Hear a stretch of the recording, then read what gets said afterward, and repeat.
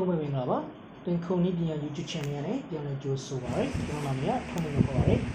ဒီနေ့မှာတော့ကျွန်တော်ပြီးခဲ့တဲ့နေ့ရက်3ရက်ပထမပိုင်းပြီးသွားပြီ Pully နဲ့ဒီ bearing bush ကိုထည့်ပြီးတော့အသုံးပြုတဲ့ပုံစံနဲ့ကျွန်တော်လုပ်ပြီးပြီရနော်အဲ့ဒါနဲ့ဆက်ဆက်ပြီးတော့နောက်ထပ်အဲ့ဒီကနေတွဲပြီးသုံးရမယ့်ဟာတစ်ခုဖြစ်ပါတယ်အခုကျွန်တော်လုပ်တဲ့ဟာကကျွန်တော်ဒီမှာ Shalf လို့ခေါ်တယ်ဒီတန်ချောင်းနဲ့နော်တန်ချောင်းကိုပုံဖော်ပြီးတော့မှအဲ့ဒီပြီးခဲ့တဲ့ဘက်က Judy Bush နဲ့Pully နဲ့တွဲပြီးတော့မှကျွန်တော်တို့အသုံးပြုအောင်ဖြစ်ပါတယ်နော်ဒီနေ့ကတော့ကျွန်တော်တန်လုံးကိုပုံစံတစ်ခုပေါ့နော် customer ရဲ့လိုချင်တဲ့ပုံစံလေးကိုကျွန်တော်ပုံဖော်ပြီးတော့မှလုပ်နေရဖြစ်ပါတယ်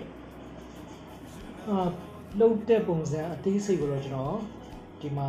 အသေးစိတ်တော့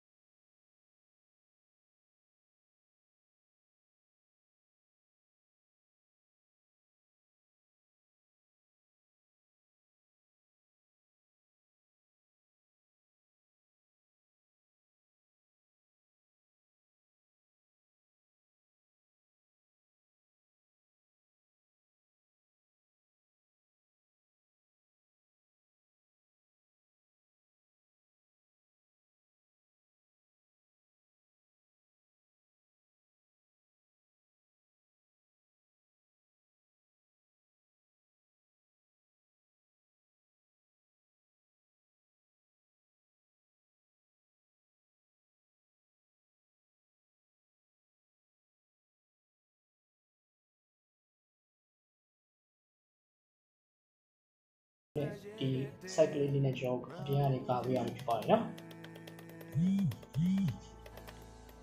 အရန်ကိုစိတ်ဝင်စားစရာကောင်းတဲ့ဒီစက်မှုပညာဖြစ်ပါတယ်ကျွန်တော်တို့အရန်လည်းအချိန်ကုန်ပါတယ်ဒါပေမဲ့လည်းစိတ်ဝင်စားနဲ့ကျွန်တော်လုပ်တဲ့အတွက်ကြောင့်အရန်ဒီကိုလုပ်တဲ့အပုံပါပေါ့နော်အရန်စိတ်ဝင်စားဖို့ကောင်းတဲ့ပညာရဲ့တစ်ခုဖြစ်ပါတယ်ဟုတ်ကဲ့အဲ့ဆိုရှင်လည်းကျွန်တော်ရဲ့ဒီဗီဒီယိုလေးကိုဒီမှာပဲရနာမှာခုပြပါနောက်ဗီဒီယိုတွေမှာပြန်ပြီးတွေ့မယ်နော်ကျွန်တော်ရဲ့ YouTube channel လေးကိုလည်း like and subscribe လုပ်ဖို့တောင်းဆိုပါရခင်ဗျာကျေးဇူးပါ